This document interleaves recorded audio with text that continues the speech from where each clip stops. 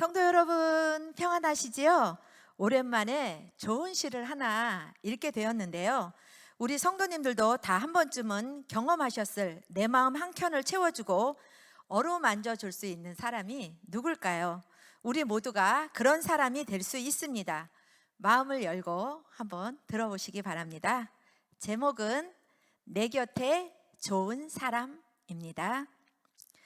내 곁에 좋은 사람이 있었으면, 내 곁에 따뜻한 사람이 있었으면, 내 곁에 괜찮은 사람이 있었으면, 삶이 무너져 내릴 때 나 여기 있으니 걱정 말라며 손 내밀어 나를 일으켜줄 좋은 사람 하나 있었으면, 절망에 빠져 우울할 때 함께 이겨내보자고 가슴 내어주며 꽉 안아줄 따뜻한 사람 하나 있었으면, 누구에게도 보이기 쉽지 않은 모습, 역시 사랑스럽다며 웃음 지어줄 수 있는 사람이 있었으면, 그 사람이 당신이고 당신에게 그런 사람이 나였으면, 당신 곁에 내가 좋은 사람이었으면, 당신 곁에 내가 따뜻한 사람이었으면, 당신 곁에 내가 괜찮은 사람이었으면.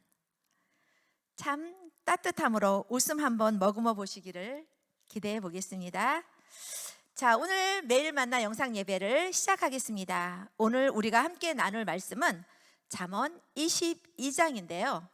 저는 오늘 말씀의 제목을 선한 영향, 악한 영향이라고 붙여보았습니다. 오늘 본문은 어떤 사람이 좋은 영향을 주는지, 악한 영향을 주는지 명백한 대조를 보여주고 있습니다. 본문을 통해 우리 자신은 어떤 영향을 주고 또 받고 있는지 살펴보고 좋은 영향력을 주고받는 관계를 만들어 가시는 은혜 생활 가운데 있으시기를 소망합니다. 첫째, 마음이 정결한 자는 좋은 영향을 끼칩니다. 오늘 본문 11절을 보면 마음의 정결을 사모하는 자의 입술에는 덕이 있으므로 임금이 그의 친구가 되느니라 라고 말씀하고 있는데요. 마음의 정결을 사모하는 자는 순결한 동기와 생각을 가진 자를 의미합니다. 즉 자신의 유익을 구하여 남에게 해를 끼치고자 하는 사심이 없는 자입니다. 그런 사람의 입술에는 덕이 있다고 말하고 있습니다. 덕이라 함은 다른 사람에게 윤리 도덕적으로 모범이 되고 모든 사람에게 공의와 사랑을 베푸는 것을 말하고 있습니다.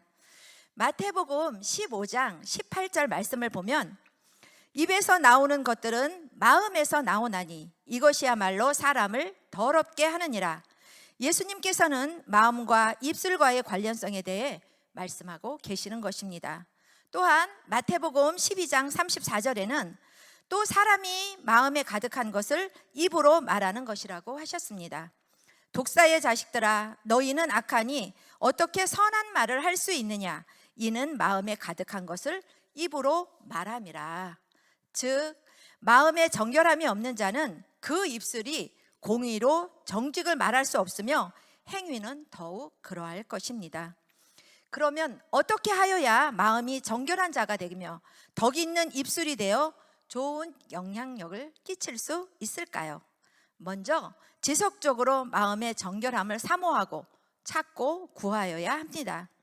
또한 그러한 영향을 주는 친구들로부터 영향을 받을 수도 있습니다. 그렇다면 우리에게 그러한 영향을 줄 수 있는 사람은 누가 있을까요? 물론 주변을 돌아보면 많은 사람들이 있을 것입니다.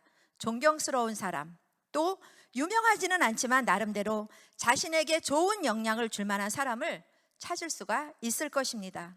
그러나 하나님의 백성 그리스도인들에겐 제일 우선적인 모범의 대상, 가장 가까운 분이 계십니다. 누굴까요? 바로 예수님이십니다. 우리의 최종적인 목표는 예수님이지 세상에 속한 그 어느 사람도 아닙니다. 그러므로 마음의 정결함을 얻기 위해 예수님께로 향하는 끊임없는 노력이 필요합니다. 그리고 세상 그 누구보다도 예수님을 깊이 사랑해야만 합니다.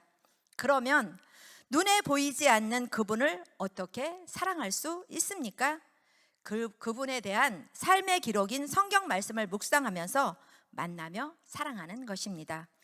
11절 하반절을 보면 좋은 영향을 주는 친구는 입술에 덕이 있는 자라고 말씀하고 있는데요. 덕이란 은혜, 은총, 우아함으로 표현되기도 합니다. 즉 입술이 은혜로운 사람이 좋은 영향을 준다는 것입니다. 어떤 사람이 은혜로운 자입니까? 모든 은혜와 은총이 주체이신 하나님 안에 거하는 자입니다. 그러므로 우리가 매일 정결한 마음으로 덕 있는 입술에 영향을 끼치며 살기 위해서는 하나님의 은혜 가운데 거하도록 말씀과 기도에 힘써야 하는 것입니다. 그리할 때 우리는 세상에서 영향력 있는 그리스도인으로 살 수 있게 될 것입니다.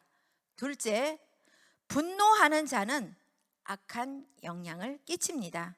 오늘 본문 24절을 보면 노를 품는 자와 사귀지 말며 울분한 자와 동행하지 말지니 라고 말씀하고 있습니다. 동행하지 말아야 할 사람, 사귀지 말아야 할 사람과 그 영향력에 대해 말하고 있는 것입니다. 어떠한 사람과 동행하지 말아야 합니까? 분노와 울분의 사람입니다. 이러한 사람과 교제할 경우 미련한 자라고 말하고 있는데요. 잠언 14장 17절에는 노하기를 속히 하는 자는 어리석은 일을 행하고 악한 계교를 꾀하는 자는 미움을 받느니라. 또한 14장 29절에는 노하기를 더디하는 자는 크게 명철하여도 마음이 조급한 자는 어리석음을 나타내느니라 라고 말씀하고 있습니다. 또 어떤 사람과 동행하지 말아야 합니까? 다투기를 좋아하는 사람입니다. 잠언 15장 18절 말씀을 보면 분을 쉽게 내는 자는 다툼을 일으켜도 노하기를 더디하는 자는 시비를 그치게 하느니라. 예수님께서는 이러한 혈기 있는 자, 쉽게 화를 잘 내는 사람들로 인해 자칫하면 빠지게 되는 어려움에 대해 경고하시기도 하셨습니다. 마태복음 5장 25절에는 너를 고발하는 자와 함께 길에 있을 때에 급히 사화하라. 그 고발하는 자가 너를 재판관에게 내어주고 재판관이 옥리에게 내어주어 옥에 가둘까 염려하라. 그렇다면 이들은 왜 이렇게 쉽게 분노하는 것일까요? 그것은 이들 안에 하나님의 말씀으로 인도받고자 하는 소원이 없고 하나님의 뜻을 인정하지 않는 불신앙 때문인 것입니다. 그래서 이들은 눈앞에 일어난 사건 속에서 하나님의 섭리와 인도하심을 구하기보다 순간적이고 즉흥적인 감정의 발산으로 문제를 처리하고자 했기 때문입니다. 성도 여러분, 노를 품는 자, 울분한 자, 화를 쉽게 내는 사람을 말하는 것입니다.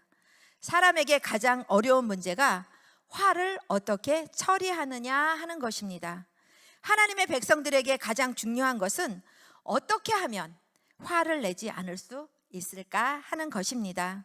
하나님의 백성들이 가장 조심해야 하는 것은 화를 처리하는 것과 다른 사람에게 상처를 주지 않는 것입니다. 성도님들은 지금 누구와 동행하며 친구로 삼고 어떤 영향을 주고받고 있습니까? 알게 모르게 우리에게 영향을 미치는 사람들, 또 우리가 어떤 모습으로 영향을 끼치고 있는가를 생각할 때 우리 성도님들의 삶은 보다 신중해지셔야 합니다.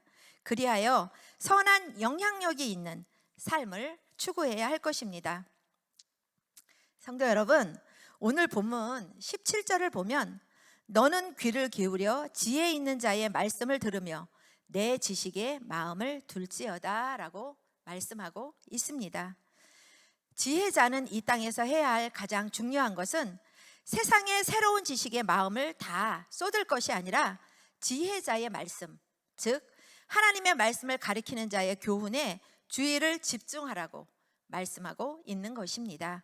이것은 이 세상에서 다른 어떤 것보다 하나님의 말씀을 듣는 것에 최우선으로 순위를 두라는 것입니다. 여기에 보면 내 지식에 마음을 둘지어다 라고 말씀하고 있는데요, 우리가 이 세상을 보면 단 하루 만에 엄청나게 많은 새로운 지식이 쏟아져 나오고 있으며 그런 새로운 세상 지식들을 받아들이고 소화해야 세상에서 유능한 사람이 되고 인정받는 사람이 될 수 있습니다. 그런데 왜 하나님의 지혜는 우리에게 새로운 세상 지식에 마음을 두지 말고 하나님의 말씀에 마음을 두라고 하는 걸까요? 세상의 좋은 지식이나 성공보다 하나님의 말씀에 우선순위를 두라고 하는 것은 세상 지식이나 지혜가 전혀 가치 없다는 뜻이 아닙니다. 이 세상에서 성공하고 인정받으려고 하면 세상 지식이나 지혜로 무장되어야 하는 것이 사실입니다. 그런데 우리가 하나님의 말씀에 더 우선순위를 두어야 하는 이유는 사람들이 세상 지식이나 지혜만 배우는 것은 마치 이유를 모르고 지식을 배우는 것과 같기 때문입니다. 하나님의 말씀을 배우면 먼저 하나님이 나를 사랑하시며 내가 하나님 앞에 너무나도 소중한 가치가 있는 존재임을 알게 된다는 것입니다. 더 중요한 것은 하나님의 말씀을 배울 때 하나님의 말씀이 우리 인생길을 인도하시기 시작하신다는 사실입니다. 하나님의 말씀은 죽은 지혜가 아니라 살아있는 지혜이고 나를 안내하는 지혜인 것입니다.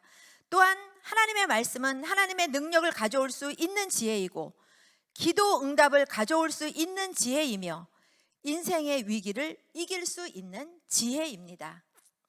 오늘 하루도 지혜자의 말씀을 따라 겸손함으로 좋은 영향력을 끼치는 믿음의 성도님들이 다 되시기를 소망합니다.